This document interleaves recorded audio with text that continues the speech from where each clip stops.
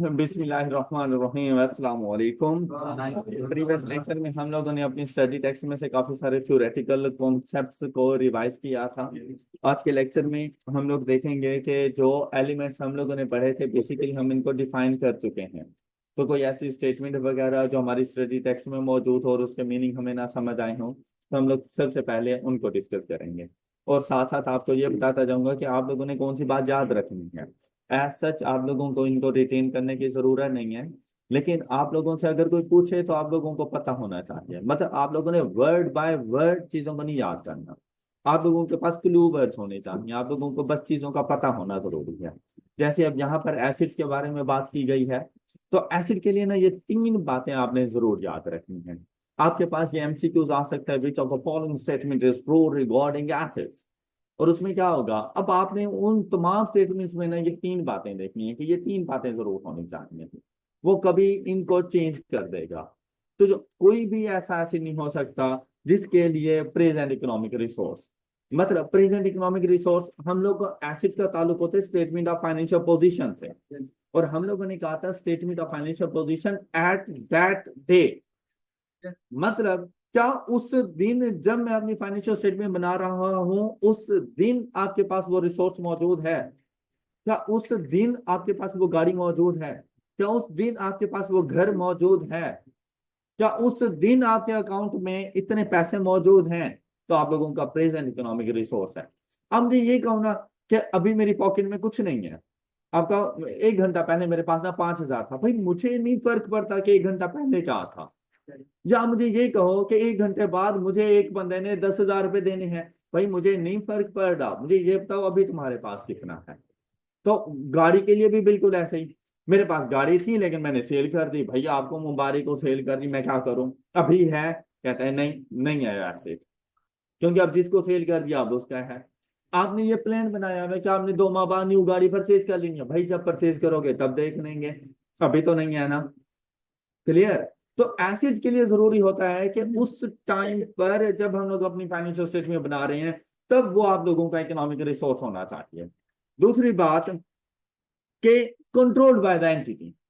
अब आप अपने दोस्त की गाड़ी लेकर आ जाओ, आपका ये देखो हमारे पास तो गाड़ी मौजूद है, लेकिन क्या आपका उस गाड़ी के ऊपर कंट्रोल है?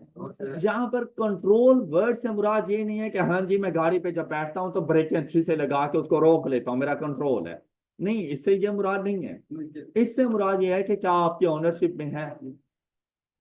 ये चीज आप लोग, अब दोस्त की गाड़ी के ऊपर मेरी ओनरशिप नहीं है, मतलब क्या मैं उसको अपनी मर्जी से सेल कर सकता हूँ? नहीं, मेरा कंट्रोल नहीं है, मेरे नाम पे वो गाड़ी नहीं है। जहां पे कंट्रोल वर्ड से मुराद है कि आप लोगों की ओनरशिप पे मौजूद होनी चाहिए।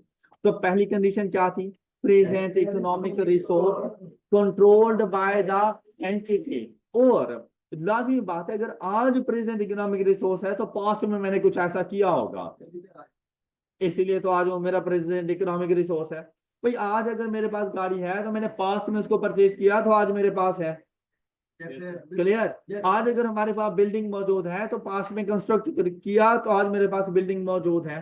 तो आपके पास ये as a result of past event होता है। क्लियर? ये तीन बातें आप लोगों ने जरूर याद रखनी है एसिड से रेलिवेंट। उसके बाद वाली ये जो 2-2.5 लाइनें हैं ये ना भी याद हो तो कोई फर्क नहीं पड़ता। ओके, इनको जस्ट वन टाइम रीडिंग और उसके बाद स्किप कर दो, आगे चले जाना। अच्छा, फिर जाके देखो, कहते हैं in simple words an asset is something the business owns. Asset is something the business owns. Own से क्या मुराद होता है? In the ownership. In the ownership, मलकियत में होना। कि एसिड एक ऐसी चीज है जो बिजनेस की मलकियत में मौजूद हो। और कंट्रोल्स एंड इज अवेलेबल और will be available for use in the business. बात क्लियर है? ये एसिड्स हमेशा बिजनेस में यूज होते हैं। एसिड को फॉर रीसेल पर्पस नहीं रखा जाता। मतलब अगर आप लोग ये देखें कि आप ऑटो शोरूम में चले जाएं, अभी हम लोग बात कर रहे हैं कि गाड़ी हमारा एसिड है, लेकिन जब हम लोग किसी ऑटो शोरूम में चले जाएंगे जहां से हम लोग खुद गाड़ी परचेज कर रहे होते हैं, उनके लिए गाड़ी एसिड नहीं होती, क्योंकि वो गाड़ी फॉर यूजेज पर्पस नहीं है, वो गाड़ी फॉर सेल पर्पस है। तो वो उनकी इन्वेंट्री बन जाती है। क्लियर? उनके लिए हाँ, जिन गाड़ियों पे वो खुद आ जा रहे हैं बिजनेस, वो उनके एसिड्स हैं। क्लियर? नेक्स्ट देखो, एसिड्स की क्लासिफिकेशन करंट है, नॉन करंट एसिड, इसमें कोई इशू नहीं होगा। इसको भी इसी तरह से आप लोगों ने याद कर लेना है कि करंट एसिड क्या शॉर्ट टर्म पीरियड के लिए, और नॉन करंट जिनको फिक्स एसिड भी कहा जाता है वो लॉन्ग टर्म पीरियड के लिए होते हैं। अब ये डेफिनेशन हम लोगों ने पहले पढ़ी हुई है, मजीद इनको एक्सप्लेन करने की जरूरत नहीं है। लाइबिलिटीज के लिए भी आप लोगों ने तीन बातों का ख्याल रखना है। एसिड्स के लिए तीन बातें कौन कौन सी थी?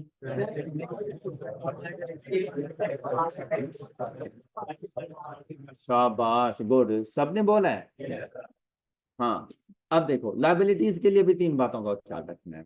अब लाइबिलिटीज क्या है आप लोगों के पास? अब ये आप लोगों का प्रेजेंट इकोनॉमिक रिसोर्स नहीं है, ये आप लोगों की present obligation, present obligation of the entity. और जब जब आप लोगों ने इस ऑब्लिगेशन को सेटल करना है, तब प्रेजेंट आपका जो भी रिसोर्स होगा वो कम हो जाएगा। लाजिम बात, आप अपना रिसोर्स ट्रांसफर करोगे। भाई मैंने आज किसी के पैसे देने हैं, तो फ्यूचर में क्या होगा? जब पैसे दूंगा, पैसे तो मेरा इकोनॉमिक रिसोर्स है ना, मेरा इकोनॉमिक रिसोर्स उसका इकोनॉमिक रिसोर्स बन जाएगा, है ना ऐसा? तो जब भी लाइबिलिटीज को सेट ऑफ करने के लिए जाते हो, आपका इकोनॉमिक रिसोर्स ट्रांसफर हो रहा होता है।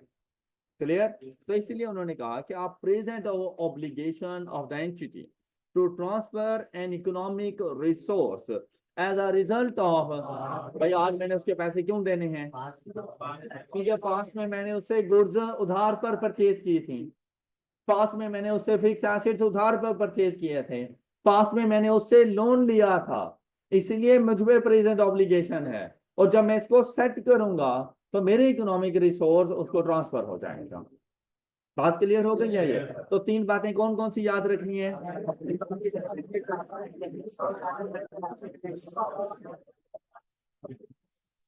शाबाश, good. A present obligation of the entity to transfer an economic resource as a result of costing. अच्छा, this definition clarifies that liability is the obligation to transfer an economic resource and not the ultimate outflow of economic benefits. The outflow also no longer needs to be, अच्छा अब ऐसा है कि मेरे पास एक गाड़ी थी, मैंने किसी पर्सन का ना 25 लाख रुपए देना था, मेरे पास कैश मौजूद नहीं था, मैंने अपनी गाड़ी उसको दे दी, मेरी लाइबिलिटी खत्म हो जाएगी? हो जाएगी। क्या मेरा इकोनॉमिक रिसोर्स उसको ट्रांसफर हुआ? हो गया। क्या अब उस गाड़ी से मैं बेनिफिट ले सकता हूँ? क्यों?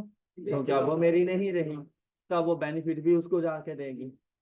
तो आपका अगर इकोनॉमिक रिसोर्स किसी और को ट्रांसफर हो जाता है तो आप उससे फिर बेनिफिट्स एक्सपेक्ट ना करें, फिर आपको नहीं मिलने उससे बेनिफिट। क्लियर? जब तक आपका एसेट है, आपके पास है, आपको बेनिफिट मिलते रहेंगे। जब किसी और का बन जाता है तो उसको बेनिफिट्स मिलेंगे, तब आपको बेनिफिट्स नहीं मिलते। फिर इन simple words, a liability is something owned by the business to someone else। मतलब ये बिल्कुल ऐसा ही है कि बिजनेस किसी दूसरे पर्सन का कर्जदार है, बिजनेस किसी दूसरे पर्सन का कर्जदार है, उसने उसको कुछ ना कुछ पे करना है, तो वो हमारी लाइबिलिटी बन जाएगा। नेक्स्ट क्लासिफिकेशन है current liabilities and non current liabilities, ये आपको समझ आ गई होंगी। और एग्जांपल नंबर 3 क्लियर होगी सब बच्चों को, और 4 भी बहुत सिंपल सी एग्जांपल थी, ये भी क्लियर है सब बच्चों को। नेक्स्ट बात आती है equity, owners capital. In simple words हम लोगों ने कहा था investment made by the business owner in the business to run the business is called capital और इक्विटी। कैपिटल या इक्विटी को लायबिलिटी से अलग बताया गया। इट मींस दैट कैपिटल हमारी लायबिलिटी नहीं।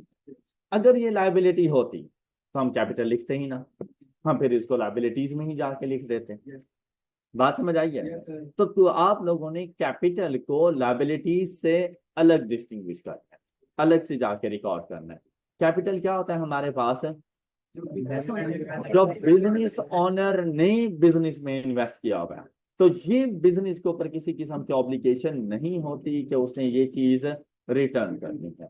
अब देखें क्या था, equity is the residual interest in the assets of the entity after deducting all it's. अब अगर अकाउंटिंग इक्वेशन की बात करें तो हमारे पास अकाउंटिंग इक्वेशन क्या थी? Assets is equal to liabilities plus. अच्छा, तो क्या मैं इसको यूं लिख दूं कि capital is equal to, residual से मुराद होता है जो अमाउंट बाकी बच जाए। रेजिडुअल से मुराद है जो अमाउंट किस में से, कहता है आपके तमाम तर एसेट्स में से अपनी लाइबिलिटीज को माइनस कर दो। तो देखो एसेट में से जब लाइबिलिटीज को माइनस करो तो किसके इक्वल जाएगा? कहता है जो अमाउंट बच जाती है ना वो बिजनेस का कैपिटल कहलाता है। The residual interest of the entity over the assets of the entity after deducting it's liability. मैं अगर मैं आपसे ये कहूं कि भाई मेरी पॉकेट में 5,000 रुपया है, मतलब वो मेरा एसेट है, तो वो 5,000 रुपीज मेरे पास मौजूद है। आप कहेंगे मेरे पास 5,000 रुपये मौजूद है, तो मेरे एसेट्स और मेरा कैपिटल 5,000 क्योंकि मैंने लाइबिलिटी तो कोई बताई नहीं है, तो मेरी लाइबिलिटी 0 है। लेकिन अगर साथ में मैं आपसे ये कह दूं कि यार इसमें से 2,000 रुपये मैंने किसी का देना है, तो क्या मेरे 5,000 रुपये हैं? नहीं, मेरे कितने हैं? मेरे 3,000 रुपये। मेरा कैपिटल 3,000 रुपये का है। एसेट्स माइनस लाइबिलिटीज को कहा जाता है net assets. Net assets and net assets also known as capital equity. ये लास्ट लाइन में लिखा हुआ है, लास्ट लाइन में ये बात लिखी हुई है, equity is equal to net assets is equal to assets minus liabilities. Alright.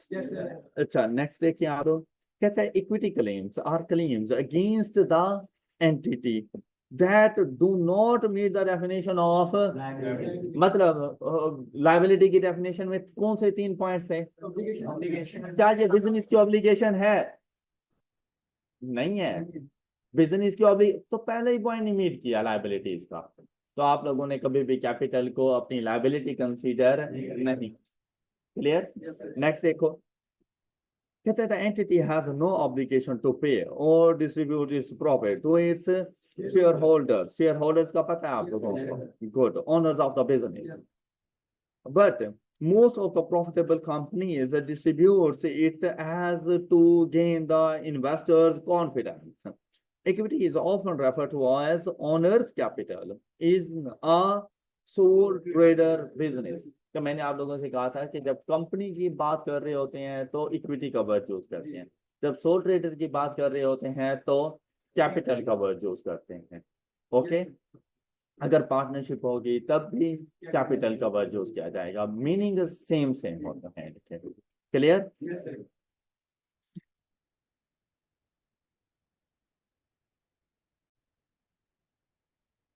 अब अगर इसकी बात को देखें, कहते हैं the entity has no obligation. कहते हैं लाइबिलिटी क्यों नहीं है? क्योंकि एंटिटी के ऊपर, बिजनेस के ऊपर कोई किसी किस्म की कोई ऑब्लिगेशन नहीं होती। किस किस्म की ऑब्लिगेशन? कहता है टू पे और डिस्ट्रीब्यूट इट्स प्रॉफिट। इवन के जो बिजनेस ने प्रॉफिट अर्न किया है ना, वो प्रॉफिट बिजनेस ओनर का ही है क्योंकि इन्वेस्टमेंट उसकी थी। लेकिन यहां पर उन्होंने कहा है कि ये बिजनेस के ऊपर ऑब्लिगेशन नहीं है कि अगर उसने प्रॉफिट अर्न कर दिया है तो वो सारा प्रॉफिट उठाए और जाकर बिजनेस ओनर को दे दें, ये लें जनाब ये आपका हिस्सा है। ये जरूरी नहीं है बिजनेस के ऊपर। बात समझ आई है? अच्छा, अगर सोल ट्रेडर है ना तो लाजिम बात है सारे के सारे प्रॉफिट का मालिक खुद है, लेकिन ये जरूरी नहीं है कि सारा प्रॉफिट विड्रॉ करवा ले। वो अपना प्रॉफिट अपने बिजनेस के पास ही रहने दे, अगले साल के लिए इन्वेस्टमेंट हो जाएगी। बात क्लियर हो गई? अच्छा, लेकिन ऐसा होता है कि अगर हम लोग कंपनीज के केस में जाए ना, और आप मेरे सारे शेयर होल्डर्स हैं, आपने मेरी कंपनी में इन्वेस्ट किया हुआ है, फर्स्ट ईयर के प्रॉफिट्स आ गए, अच्छे खासे प्रॉफिट्स आ गए, पर मैंने आपको 1 रुपया भी नहीं दिया, क्या मेरी कंपनी में इन्वेस्ट करोगे? क्या आप किसी और को मशवरा दोगे मेरी कंपनी में? तो आपके मुंह को बंद करने के लिए जरूरी नहीं कि सारा प्रॉफिट डिस्ट्रीब्यूट करूं, मैं कुछ अमाउंट डिस्ट्रीब्यूट जरूर करूंगा ताकि मेरे इन्वेस्टर्स का कॉन्फिडेंस बहाल रहे और वह इधर इन्वेस्टमेंट करते रहें, बल्कि दूसरों को भी मशवरा दें। ऑलराइट, तो यही बात यहाँ पे लिखी हुई है कि बिजनेस के ऊपर कोई ऑब्लिगेशन नहीं है कि उसने प्रॉफिट को डिस्ट्रीब्यूट करना है to its shareholder, but most of the profitable companies distributes it as to gain the investors confidence, ताकि उनका एतमाद बहाल रहे कि हमारी इन्वेस्टमेंट जिस कंपनी में है बहुत अच्छी है और हमें इनके ऊपर रिटर्न्स मिल रहे हैं। इन्हें कहा जाता है डिविडेंड पे करना। जो हम लोग प्रॉफिट डिस्ट्रीब्यूट करते हैं ना शेयर होल्डर्स के दरमियान, तो शेयर होल्डर्स को जो अमाउंट मिलती है उसे कहा जाता है डिविडेंड। क्लियर? तो इंट्रो टू अकाउंटिंग में हम लोग डिविडेंड का वर्ड नहीं यूज करेंगे, क्योंकि हम लोग ज्यादातर सोल ट्रेडर की अकाउंटिंग कर रहे होते हैं, कंपनीज की अकाउंटिंग नहीं करते हैं। ये यूज करेंगे हम लोग जाकर FR1। ओके, नेक्स्ट देखें। आई होप कि अब इस स्टेटमेंट की समझ आ गई होगी सब बच्चों को। कहता है even equity is often refer to as owners capital in sole trade business. तो अगर सोल ट्रेडर है तो हम इक्विटी का वर्ड नहीं यूज करते, हम उसके लिए कैपिटल का वर्ड यूज करते हैं। कहते हैं income and investing further capital increases the equity. कितनी प्यारी बात कह गया है। क्या कहता है कि आपने पहले 1 लाख रुपया इन्वेस्ट किया हुआ था, आपने 20,000 रुपये और इन्वेस्ट कर दिए, तो इक्विटी का बैलेंस कितना हो जाएगा? 1 लाख भी इंक्रीज हो गया। तो उसने कहा इक्विटी का बैलेंस इंक्रीज हो जाएगा दो सिचुएशन में। कौन कौन सी दो सिचुएशन? क्या अगर आप फर्दर कैपिटल इन्वेस्ट कर दो तब भी इक्विटी का बैलेंस इंक्रीज हो जाएगा। दूसरी कौन सी सिचुएशन है? इनकम। इनकम से यहाँ पे क्या मुराद है? Profit of the business. कि अगर बिजनेस को किसी किस्म के प्रॉफिट्स हो जाते हैं, वो जो मैंने कल भी आप लोगों से कहा था कि जो हम लोग स्टेटमेंट ऑफ प्रॉफिट और लॉस बनाते हैं और उसमें हमें प्रॉफिट हो गया, वो प्रॉफिट कहाँ जाएगा? बैलेंस शीट में कैपिटल के पोर्शन में जाता है। आपका कैपिटल उसमें ऐड हो जाएगा आपका प्रॉफिट। बात क्लियर हो गई? तो आपकी इक्विटी का बैलेंस इंक्रीज होगा दो सिचुएशन में। अब ये बात इंपॉर्टेंट है, आपने इस लाइन को जरा हाईलाइट कर लेना है। इक्विटी का बैलेंस इंक्रीज होता है दो सिचुएशन में। कौन कौन सी? अगर आपको इनकम हो, प्रॉफिट्स हो, या आप लोग फर्दर कैपिटल इंट्रोड्यूस कर। ऑलराइट, इक्विटी का बैलेंस डिक्रीज हो सकता है दो सिचुएशन में। अगर आपको लॉसेस हो जाए या आप लोग ड्रॉइंग्स कर रहे हैं तो आपकी इक्विटी का बैलेंस डिक्रीज हो जाएगा। बात क्लियर हो गई? तो ये बात यहाँ पे मेंशन थी। आई होप कि ये बात आपको समझ आ चुकी होगी।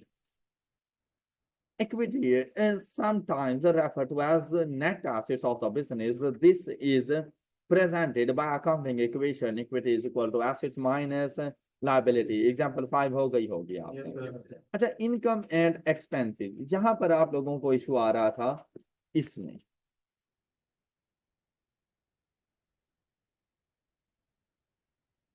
ऐसा ही है? अच्छा, अब सुनिए, अब बात सुने। ये बहुत इंपॉर्टेंट पॉइंट है, MCQs के हवाले से बहुत इंपॉर्टेंट पॉइंट है, क्योंकि इनमें अच्छा खासा घुमाया जाता है। वहां पर जाके आप भूल जाते हैं कि due to income assets increase हुए, लाइबिलिटीज डिक्रीज हुई, या इस किस्म की चीजें वहां पर आप भूल जाते हैं। तो आप ये देखिए, अगर मैं पहले इनकम की बात करूं तो कहते हैं income arises from increase in assets. तो आप ये देखें, इनकम से मुराद मतलब मैंने अगर सेल्स की या किसी किस्म की कोई अदर इनकम भी आ गई, तो ऐसा नहीं है जैसे मेरे पास पैसे आएंगे, जब मेरे पास पैसे आएंगे तो क्या मेरे एसेट्स का बैलेंस इंक्रीज नहीं हो जाएगा? तो जब भी इनकम होती है हमारे एसेट्स का बैलेंस इंक्रीज। अच्छा, यहाँ पे ना एक बात सुनो, गुड्स को सेल कर रहा हूं तो मेरे पास वो इन्वेंट्री भी तो थी। क्या इन्वेंट्री मेरा एसेट नहीं था?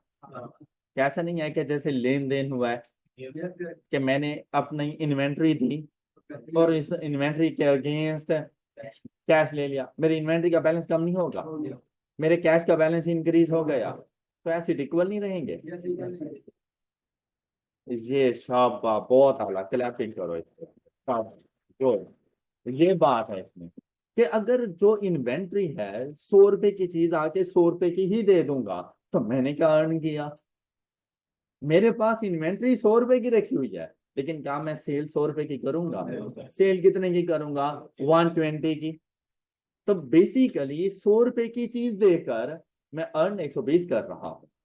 मेरा इन्वेंट्री का बैलेंस कम होगा 100 रुपए से, लेकिन कैश का बैलेंस इंक्रीज कितने से होगा? 120 से। तो बेसिकली वो जितना मैंने प्रॉफिट अर्न किया है ना, उसके अगेंस्ट मेरे एसेट्स इंक्रीज हो जाएंगे। क्लियर है? ये बात क्लियर? तो बिजनेस है अभी तो ऐसे ही, ऐसा थोड़ी है कि मैं 100 रुपए की चीज लेकर आऊंगा और आगे 100 रुपए की ही बेच दूं, तो मैं मुझे क्या मिला? बल्कि एक्सपेंसेस भी मुझे अपनी तरफ से करने पड़ जानी है, तो मैं तो लॉस में चला जाऊंगा। तो मैं 100 रुपए की चीज अगर लेके आता हूँ, तो मैं उसे 120, 125, 130 रुपए में जाके मैं उसको सेल करूंगा। तो वो जो डिफरेंस आता है ना, उस डिफरेंस के अगेंस्ट मेरे एसेट्स इंक्रीज हो चुके होते हैं। बात क्लियर?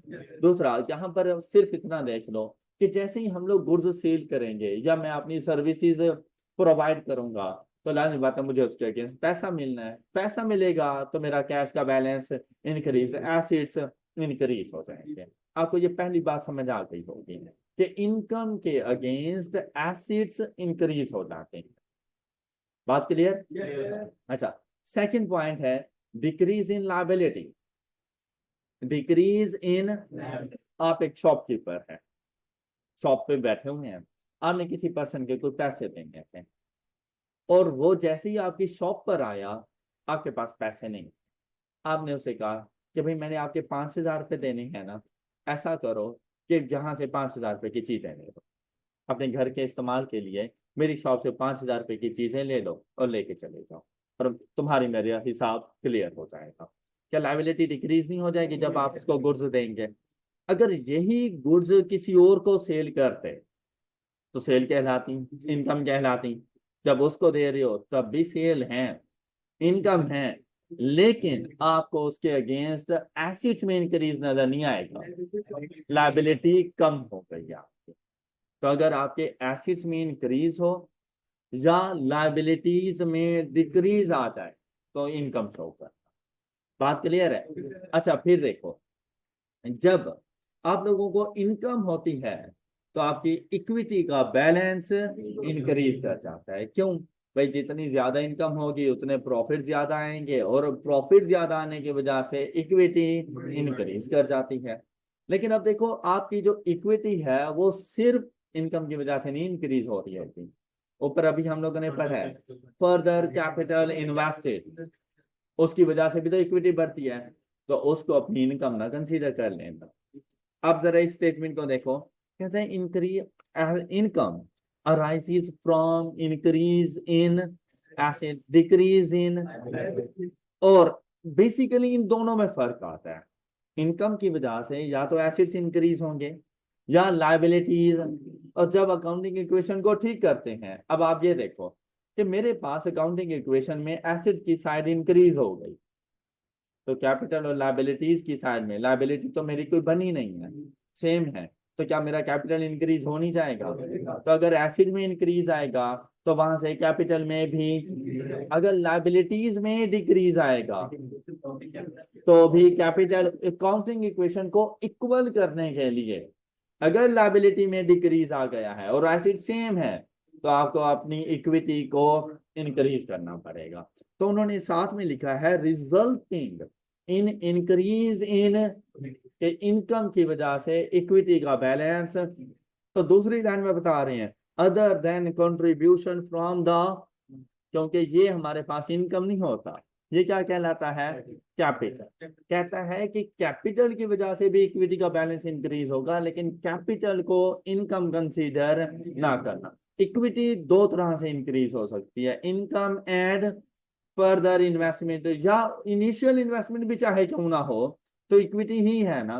तो कहता है इक्विटी में इनकम और कैपिटल दोनों को अलग अलग रखना। बात समझ आ गई? बात क्लियर? एक्सपेंसेस इनकम का उलट होते हैं। अब देखें, इनकम की वजह से एसेट्स में इंक्रीज आया, एक्सपेंसेस की वजह से एसेट में डिक्रीज आ जाएगा। क्यों? इनकम में कैश का इनफ्लो होता है, एक्सपेंसेस के लिए कैश का आउटफ्लो होना है, तो मेरे कैश का बैलेंस कम हो जाएगा। बात क्लियर? फिर लायबिलिटी, इनकम के अगेंस्ट लायबिलिटी डिक्रीज होती है, लेकिन एक्सपेंसेस के अगेंस्ट लायबिलिटी, कि एक एक्सपेंस हो गया लेकिन मैंने पे नहीं किया, तो मेरी लायबिलिटी को इंक्रीज आके कर देगा, तो लायबिलिटी में इंक्रीज आ जाएगा। आपके एसेट्स का डिक्रीज होना या लायबिलिटीज का इंक्रीज होना आपकी इक्विटी को कम कर देता है, डिक्रीज कर देता है। लेकिन इक्विटी क्या सिर्फ एक्सपेंसेस की वजह से डिक्रीज होती है? नहीं, ड्राइंग्स की वजह से भी डिक्रीज। तो ड्राइंग्स को अलग रखना। तो देखो दूसरी line, other than distribution to shareholders, dividend या ड्राइंग्स। ऑलराइट, तो expenses arises from decrease in assets, increase in liabilities resulting from in decrease in equity। ये बात क्लियर हो गई सब बच्चों को? चलिए गुड, शाबाश। बाकी आपको वो रेवेन्यू और अदर इनकम के बारे में हम लोगों ने पहले ही पढ़ लिया था। और expenses arising normal course of activities, ये भी हम लोगों ने पढ़ा हुआ है। बिजनेस के सारे एक्सपेंसेस वगैरह यहाँ पर आ जाएंगे। अब चलते हैं इनके फॉर्मेट की तरफ। फाइनेंशियल स्टेटमेंट्स का फॉर्मेट हमारे पास क्या होगा? ये वो क्वेश्चन है जो आपके एग्जाम में 20 मार्क्स का है, क्या आप लोगों ने ये फाइनेंशियल स्टेटमेंट्स बना के देनी है। बज़ाहिर ये चैप्टर नंबर 9 में, लेकिन चैप्टर नंबर 9 के लिए पहले 8 चैप्टर्स का आना जरूरी है। तो ऐसा नहीं है हम लोग फाइनेंशियल स्टेटमेंट्स के लिए वेट करते रहेंगे चैप्टर नंबर 9 का, ऐसा बिल्कुल भी नहीं है। हम लोग चैप्टर नंबर 1 से ही उन 20 मार्क्स की प्रेपरेशन स्टार्ट कर दिया करते हैं। मतलब हम चैप्टर 9 का वेट नहीं किया करते हैं। जब चैप्टर नंबर 9 में पहुंचेंगे ना, तो उससे पहले हमें फाइनेंशियल स्टेटमेंट बनाना आती होंगी। वहां से सिर्फ हम लोगों ने डाटा उठाना और फाइनेंशियल स्टेटमेंट बना के दे देंगे। उसकी सारी जितनी भी एडजस्टमेंट्स वगैरह होंगी, उनके फॉर्मेट्स, क्या कुछ कहाँ पर कैसे क्यों आएगा, वो सब कुछ हम लोग सीख चुके हैं। ओके, तो आप ऐसे समझ लें जैसे चैप्टर नंबर 9 कुछ भी नहीं है। जब चैप्टर फर्स्ट 8 चैप्टर्स हमने कर दिए तो चैप्टर नंबर 9 ऑटोमेटिकली हो जाता है। उसमें क्या कुछ है कि हम लोगों ने ना फाइनेंशियल स्टेटमेंट्स प्रिपेयर करके देनी है, और हम लोगों ने 2 फाइनेंशियल स्टेटमेंट बनानी है। The first one is statement of comprehensive income. हम कौन सा नाम यूज करेंगे इसके लिए? स्टेटमेंट ऑफ प्रॉफिट और लॉस। अच्छा, ये बात याद रखना कि भाई जैसा नेम एग्जाम में यूज हो रहा है ना, हम लोगों ने वैसा नेम यूज करना होता है। वो अगर इसको इनकम स्टेटमेंट बोल देगा, हम इनकम स्टेटमेंट लिख देंगे। वो इसको स्टेटमेंट ऑफ प्रॉफिट और लॉस बोलेगा तो हम वो लिख देंगे। वो इसको स्टेटमेंट ऑफ कॉम्प्रिहेंसिव इनकम बोलेगा तो हम वो लिख देंगे।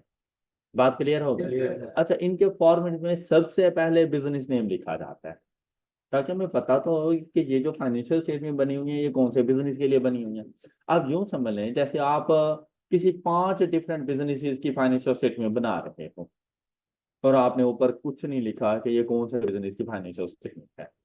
सारी फाइनेंशियल स्टेटमेंट बन गई, एंड पे मर्ज हो गई, क्या आपको पता चलेगा कौन सी स्टेटमेंट किसके पास थी? तो इसलिए उनका नाम पहले लिखो। कोई भी फाइनेंशियल स्टेटमेंट बनानी हो, सबसे पहले बिजनेस नेम, फिर उस स्टेटमेंट का नेम, उस डॉक्यूमेंट का नेम, कि ये जो डॉक्यूमेंट है ये डॉक्यूमेंट प्रॉफिट और लॉस अकाउंट है या स्टेटमेंट ऑफ फाइनेंशियल पोजीशन है वो। फिर टाइम ड्यूरेशन लिखा जाता है कि ये जो स्टेटमेंट हम बनाने जा रहे हैं ये कौन से टाइम पीरियड के लिए बनाने जा रहे हैं। तो देखो लिखा हुआ है फॉर्मेट ऑफ फाइनेंशियल स्टेटमेंट्स में, नेम ऑफ एंटिटी, मतलब ABC and company, mister Ali, mister Umar, कुछ भी इस तरह का। कभी कंपनी का नेम आ जाएगा, कभी बिजनेस का नेम आ जाएगा, ना हो तो सोल प्रोप्राइटर अगर है तो सोल प्रोप्राइटर का नेम लिखा जाता है। क्लियर? फिर स्टेटमेंट ऑफ कॉम्प्रिहेंसिव इनकम, और ये थर्ड लाइन पे भी जाके लिख सकते हो। इसके लिए याद रखना कि स्टेटमेंट ऑफ प्रॉफिट और लॉस के लिए आपने लिखना होता है फॉर द ईयर एंडेड, और आप लोगों का अकाउंटिंग एंड जिस डेट पे हो रहा है ना वो डेट लिखोगे। अगर वो 31 दिसंबर 2020 है तो आप लोगों ने लिखना है फॉर द ईयर एंड 31 दिसंबर 2020। अगर वो 30 जून 2020 है तो आपने लिखना है फॉर द ईयर एंड 30 जून 2020। बात क्लियर? अच्छा, नेक्स्ट आप लोगों ने ना राइट साइड पे अमाउंट का कॉलम बनाना होता है।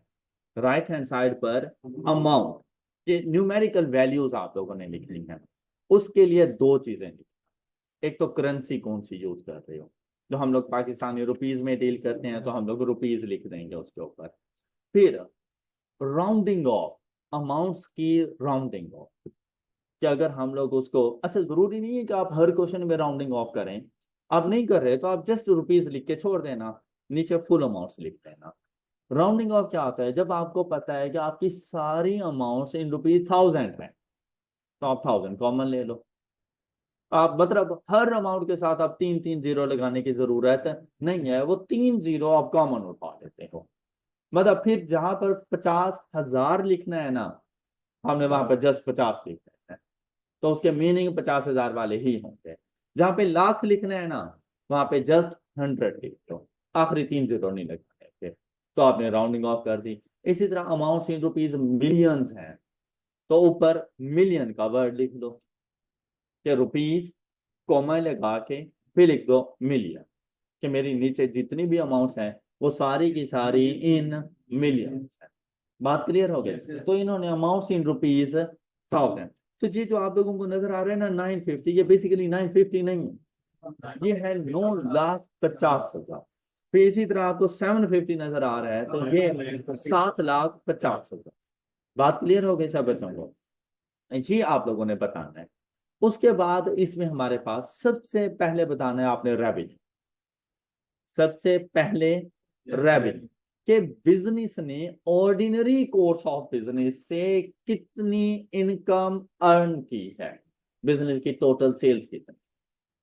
क्लियर? सबसे पहले आपने वो बतानी है। अच्छा, यहाँ रेवेन्यू से मुराद है नेट रेवेन्यू।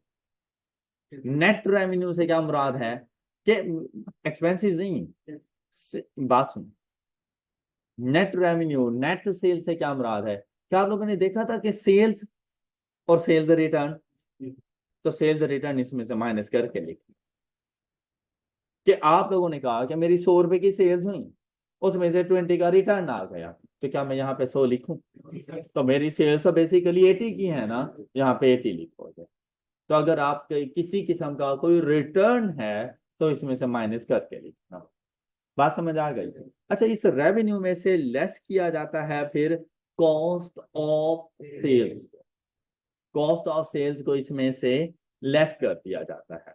अब कॉस्ट ऑफ सेल्स कैसे आएंगी वो इधर ही जरा साथ में लिख लो। ये कॉस्ट ऑफ सेल्स आप लोगों को खुद से जरा कैलकुलेट करनी होगी। ये कॉस्ट ऑफ सेल्स आपके पास कैसे आएगी? इसको ना इन शॉर्ट हम लोग COS लिख देते हैं, कॉस्ट ऑफ सेल। इसको डिटरमिन करने के लिए स्टॉक का पता है आपको? तो आप लोग और आपके पास जो स्टॉक होता है, एक तो ओपनिंग स्टॉक होता है और दूसरा क्लोजिंग स्टॉक। क्वेश्चन में दोनों बता देगा कि आपका ओपनिंग स्टॉक कितना था, आपका क्लोजिंग स्टॉक कितना है, आपकी ड्यूरिंग द ईयर परचेजेस कितनी है, आपने परचेजेस रिटर्न कितनी की है। तो यहां पर आप लोगों ने ओपनिंग स्टॉक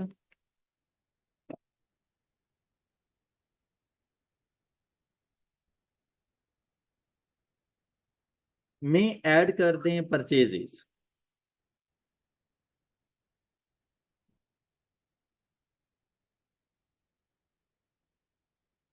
ओपनिंग स्टॉक में ऐड कर दें ड्यूरिंग द ईयर जो आप लोगों ने परचेजेस की, लेस कर दें अगर किसी किस्म की कोई परचेजेस रिटर्न हुई है। कॉस्ट ऑफ सेल को डिटरमिन करने के लिए opening stock plus purchases less purchases return add कर दें अगर किसी किस्म का परचेजेस के ऊपर कोई एक्सपेंस हुआ, जैसा कि कैरेज इनवर्ड। कल भी इसकी बात हुई थी, कैरेज की, ट्रांसपोर्टेशन कॉस्ट की। जब हम लोग बुक परचेज करने के लिए गए थे तो आपने 550 रुपए में भी मुझे नहीं दी थी बुक, हालांकि बुक 500 रुपए की थी। क्यों? ट्रांसपोर्टेशन कॉस्ट आ गई थी। तो ट्रांसपोर्टेशन कॉस्ट परचेजेस के ऊपर अगर है तो वो परचेजेस को ही देना। अब परचेजेस कहाँ जा रही हैं? कॉस्ट ऑफ सेल में, तो उससे रेलिवेंट जो कॉस्ट होगी वो भी कॉस्ट ऑफ सेल का पार्ट बन जाएगी। क्लियर? तो ऐड करेंगे कैरेज, और परचेजेस के ऊपर जो ट्रांसपोर्टेशन कॉस्ट होती है उसे कहा जाता है कैरेज इनवर्ड। उसे कहा जाता है कैरेज इनवर्ड।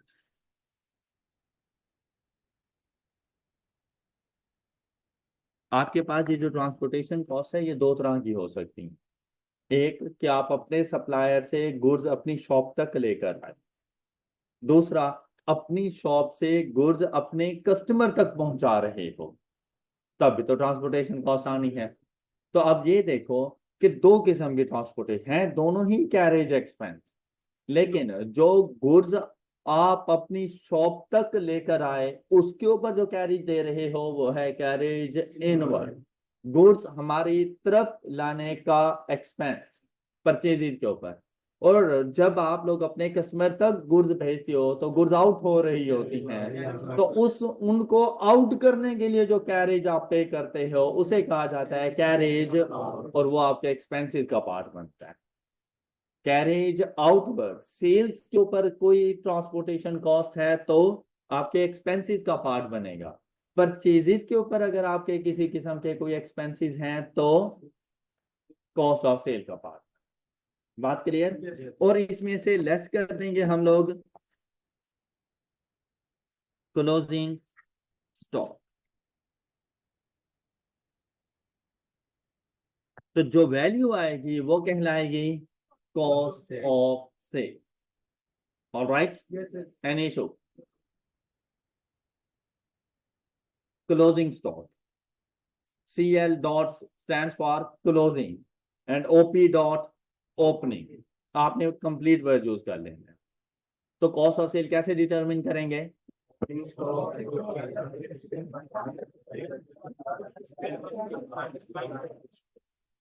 शाबाश, opening stock plus purchases less purchases return plus carriage inward less closing stock. तो आप लोगों के पास वैल्यू आ जाएगी कॉस्ट, ये आपने अपने रेवेन्यू में से माइनस कर दें, रेवेन्यू में से कॉस्ट ऑफ सेल माइनस कर देनी है। तो जो रेजिडुअल वैल्यू आपके पास आएगी वो कहलाती है आपका ग्रॉस प्रॉफिट। ग्रॉस का जहां पे वर्ड आता है ना, तो ग्रॉस से मुराद होता है all in all before deduction, all in all before deduction.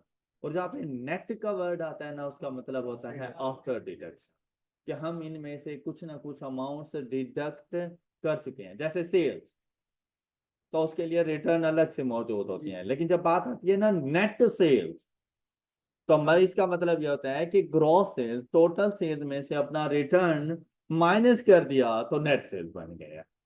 Clear? Gross profit मतलब इन टोटल मुझे ये प्रॉफिट हुआ, लेकिन बिजनेस अपने एक्सपेंसेस किसे लेगा? वो भी तो वहीं से आएंगे ना। तो अब जब अपने एक्सपेंसेस इसमें से लेस करेगा तो जो अमाउंट बचेगी वो कहलाएगी नेट प्रॉफिट। क्लियर? अच्छा, अब इस ग्रॉस प्रॉफिट में अदर इनकम ऐड कर देनी है। अगर किसी भी किस्म की आपके पास कोई भी अदर इनकम मौजूद हो तो वो आपने इसमें ऐड कर देनी है। और अपने तमाम तर बिजनेस के एक्सपेंसेस इसमें से लेस कर देंगे। उन्होंने 2-3 एक्सपेंस लिखे, आपने सिर्फ वो एक्सपेंस लिखने हैं जो आपको बताए गए हो क्वेश्चन में। मतलब ये नहीं है कि आपने इनको ही कॉपी पेस्ट करना है। भाई आपके बिजनेस में रेंट एक्सपेंस नहीं है क्योंकि बिल्डिंग आपकी अपनी है, तो आपको रेंट एक्सपेंस लिखने की जरूरत भी नहीं है। क्लियर? आप यूटिलिटी एक्सपेंस लिखें, आप सैलरी एक्सपेंस लिखें, आप इंश्योरेंस एक्सपेंस लिखें, आप डेप्रिसिएशन लिखें, आप इस किस्म की बातें लिख लें। जो एक्सपेंसेस हों वो सारे एक्सपेंसेस पहले ऐड अप करने हैं, फिर टोटल एक्सपेंस 230 का बन रहा है, और ये 230 आपने इसमें से लेस कर देना है। तो देखो बाकी अमाउंट कितनी बच गई, ये 70 कहलाएगा आपका नेट प्रॉफिट, 70,000 रुपीज। बात क्लियर हो गई? आपकी एक स्टेटमेंट खत्म हो गई है। स्टेटमेंट ऑफ कॉम्प्रिहेंसिव इनकम इतनी सी है। Revenue less cost of sale is equal to gross profit add other income less expenses is equal to net profit. बात करता हूं, और 10 नंबर आपके हो गए। मुश्किल है? अकाउंटिंग सारी ऐसी है, मजे की अकाउंटिंग है ना? मजे की। चलें, गुड। अब ये बताने की जरूरत तो नहीं थी ना कि यार ये एक इंटरेस्टिंग सब्जेक्ट है बताने की जरूरत? गुड। तो आपको लोग अब जो कुछ कहते रहे ना कि ये सब्जेक्ट मुश्किल है, इजी है, इंटरेस्टिंग है, नहीं यकीन करना जब तक के खुद उसमें ना चले जाओ। भाई खुद पढ़ के देख लो, आपको खुद ही आइडिया हो जाएगा विद इन अ वीक क्या आपके मतलब का सब्जेक्ट है या नहीं है। नहीं भी है तब भी करना है, क्योंकि उसके बगैर गुजारा नहीं है। एक भी सब्जेक्ट रह गया तो आप आगे कैट में नहीं जा सकते, उसका एक भी सब्जेक्ट रह गया आप आगे आर्टिकल्स के लिए नहीं जा सकते। तो चाहे हमें अच्छा लगता है या नहीं लगता, हमने करना है। तो जब करना ही है तो इंटरेस्ट लेके करते हैं। ओके, तो बाय फोर्स कुछ भी नहीं करना। तो फिर ये सब कुछ आप चार्टर्ड अकाउंटेंट से भाई अपने लिए कर, तो आप ये सब कुछ अपने लिए कर रहे हो। इसके ऊपर ना आपने बाय फोर्स कुछ भी नहीं करना, आपने किसी और के लिए कोई चार्टर्ड अकाउंटेंसी नहीं करनी। मतलब अगर आपको किसी ने ये कह के भेजा है ना कि अगर तुम चार्टर्ड अकाउंटेंट होते तो ये हो जाता, तो मतलब वो आपके साथ सिंसियर नहीं समझे मेरी बात। अब चलते हैं स्टेटमेंट ऑफ फाइनेंशियल पोजीशन की तरफ, मतलब बैलेंस शीट। इसके लिए भी सबसे पहले business name, statement of financial position, और इसके लिए फॉर द ईयर एंड नहीं लिखना, एट, हम लोगों ने कहा था कि एट अ पर्टिकुलर डे, तो इसके लिए लिखा जाता है as at 30th June 2021, accounting year end date. आपके बिजनेस की जो भी अकाउंटिंग ईयर एंड डेट हो आप लोगों ने वो लिख देनी है। फिर यहां पर आ जाती है वो आपकी अकाउंटिंग इक्वेशन। अकाउंटिंग इक्वेशन क्या थी? तो सबसे पहले आप लोगों ने अपने एसिड्स लिखने हैं। अब एसिड की क्लासिफिकेशंस आ जाती हैं, कौन कौन सी? तो हेडिंग आएगी एसिड्स की, नीचे नॉन करंट एसिड, बिजनेस के जितने भी नॉन करंट एसिड्स हों सब की लिस्ट बना देना कि बिजनेस के पास ये नॉन करंट एसिड्स हैं। अच्छा, जरूरी नहीं कि हर बिजनेस के पास यही वाले हों। अब मुझे बताओ, अगर मैं ट्रेडिंग बिजनेस कर रहा हूँ तो मेरे पास प्लांट एंड मशीनरी होगा, तो मैं नहीं लिखूंगा भाई। मेरे पास व्हीकल्स मौजूद होंगी, मैं वो लिख दूंगा। अच्छा, मेरे पास मेरी जो शॉप है वो रेंट पर है, कि मैं जाके बिल्डिंग लिखूंगा? और नहीं मुझे जरूरत लिखने की। लेकिन मेरे पास उस शॉप में फर्नीचर रखा हुआ है, मैं फर्नीचर लिख दूंगा इधर। क्लियर? मेरा कंप्यूटर रखा हुआ है, मैं कंप्यूटर लिख दूंगा इसमें। तो मतलब जो चीजें आपके पास हों आप लोगों ने वो मेंशन करनी है, जो ना हो उनको लिखने की जरूरत नहीं हो। इसी तरह एक्सपेंसेस के लिए भी आपके बिजनेस के जो एक्सपेंस हो रही हैं आपने वही बताने हैं। जो नहीं है आपके बिजनेस के एक्सपेंस वहां पे आके लिखने की जरूरत नहीं होती। क्लियर? अच्छा, आप लोगों ने सारे अपने नॉन करंट एसिड लिख के उनका सम कर लेना है। फिर अपने सारे करंट एसिड्स लिखने हैं और उनका सम, और दोनों करंट और नॉन करंट को ऐड अप करके टोटल अपने एसिड्स फाइंड कर लीजिए। तो आपके ये टोटल एसिड कितने के बन गए? ये बात समझ आ गई सब? फिर अब अकाउंटिंग इक्वेशन की लेफ्ट हैंड साइड कंप्लीट हो गई है कि बिजनेस के टोटल एसिड्स 600। अब हम लोग चलेंगे इसके सेकंड पार्ट की तरफ। सेकंड पार्ट क्या है? कैपिटल। तो पहले आप लोगों ने कैपिटल लिखना है, फिर लायबिलिटीज की तरफ जाएंगे। कैपिटल में क्या लिखना है? Opening capital. फिर उसमें ऐड करो फर्दर कैपिटल इंट्रोड्यूस, अगर है तो, नहीं है तो ना लिखो। क्लियर? और जो प्रॉफिट अर्न किया था आपने वो प्रॉफिट आके ऐड कर देना, और अगर लॉस होता तो लेस कर देते। क्लियर? और अगर आपकी किसी किस्म की कोई ड्राइंग्स हैं तो वो इसमें से लेस कर दो। तो आपके पास ये 200 का कैपिटल आ गया, जो अगले साल का ओपनिंग बन जाएगा। बात सही है? मतलब जब 2000 ये 21 था, 22 के लिए वर्किंग करने लगूंगा तो ओपनिंग कैपिटल की जगह पे क्या लिखूंगा? ये वाला 200। क्लियर? अच्छा, अब देखो नेक्स्ट, लायबिलिटीज के लिए भी इसी तरह से दो portion, non current liabilities and. अब नॉन करंट लायबिलिटीज में मोस्टली बैंक लोन होते हैं, लॉन्ग टर्म लोन है तो वो लिख दो, नहीं है तो हेडिंग दो नॉन करंट लायबिलिटीज के और आगे डैश लगा दो कि सपोज मैंने किसी किस्म का कोई बैंक लोन नहीं लिया हुआ। हेडिंग जरूर लिखो लेकिन आगे डैश लगा दो कि मेरी किसी किस्म की कोई नॉन करंट लायबिलिटी नहीं मिली। करंट लायबिलिटीज में जाके अपने क्रेडिटर्स वगैरह, कोई अकाउंट पेबल्स वगैरह वो जाके लिख दो, कोई शॉर्ट टर्म लोन है वो जाके लिख दो। और लायबिलिटीज का टोटल कैपिटल के साथ जैसे ही ऐड करोगे तो देखो दोबारा से टोटल कितना बन गया? 6। और क्या ये एसिड्स के इक्वल है? अकाउंटिंग इक्वेशन मैच कर गई। ये है बैलेंस शीट। तो जब भी बैलेंस शीट बनाओगे, बैलेंस शीट में एसिड्स का टोटल आपके कैपिटल प्लस लायबिलिटीज के टोटल के इक्वल। ये था हमारे पास बैलेंस शीट का format. Any issue? That's all for today. अपना ख्याल रखिए।